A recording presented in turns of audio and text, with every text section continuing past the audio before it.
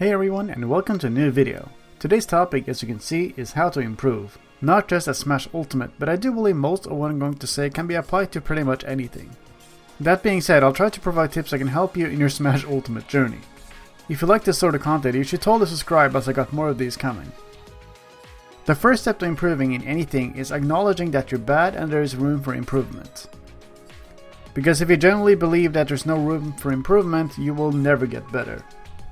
It's easy to become complacent when it comes to stuff like this, and sometimes the most difficult task is accepting that you're not as good as you think. Because if you can't see the problem, it doesn't exist and therefore you cannot make progress to fix it. Now you might have heard that practicing something every single day is the way to improve. And I do agree with that, but only to a certain extent. I do believe that early on, doing the activity often can definitely help. And that's because during the start, improvement comes very quickly and it can feel very satisfying and rewarding. However, as you get better, the progress will come slower and become more and more incremental over time. And that's why it's important to take breaks. When you get to a point where you feel frustrated over the lack of progress and you can't seem to find a way forward anymore, you need to stop. When the activity stops being fun, that's when you know. There's no shame in not doing the activity for a while. Take some time off to do something else just for yourself. Play a different game, focus on another hobby, just something to take your mind off of things. However long you need, be it a day, a week, or a month, you'll return with a clear head and hopefully see what you need to do to progress. Speaking of, progress isn't a linear affair. I'd love to tell you that progress is an arrow that goes diagonally up over time, but that isn't the case. It's a roller coaster that goes up and down constantly. Sometimes it goes more up than down, and sometimes it goes more down than up. It's unpredictable like that, and dealing with this is probably the most difficult part.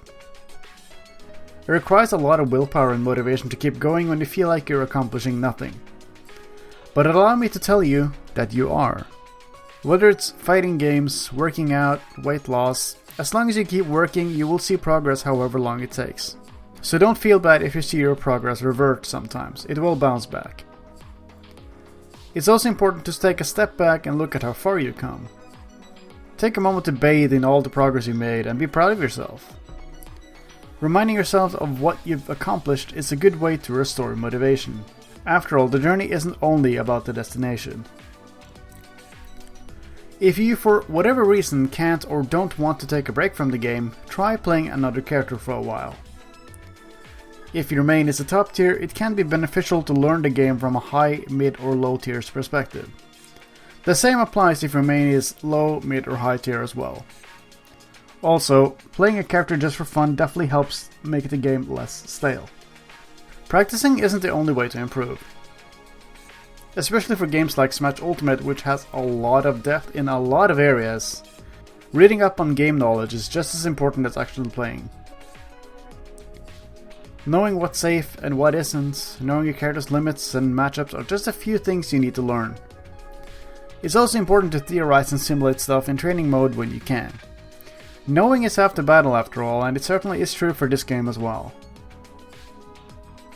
I talked about it a tiny bit in the previous video, but analyzing previous matches and sets are vital to improving as a player. Especially when you feel like you're stuck, it's important to go back in time and see what you did wrong.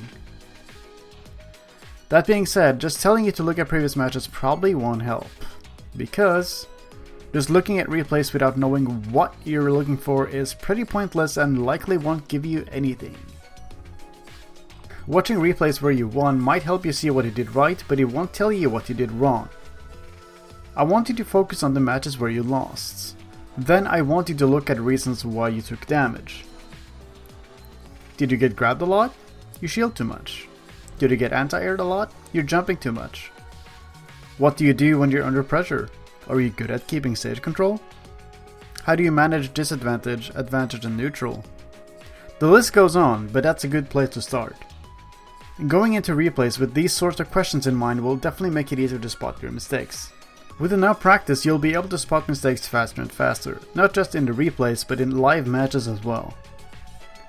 It's what allows you to adapt and make changes to your gameplay when you're playing other people. When an opponent makes a hard read on you, that's usually a good wake-up call, but if you're able to understand why, then all the better. Now, the last thing I want to talk about is learning a new playstyle, and this one might sound a bit weird, but let me explain. Every player has a playstyle they excel at. Some people are better at playing defensive, while other people are good at aggressive play.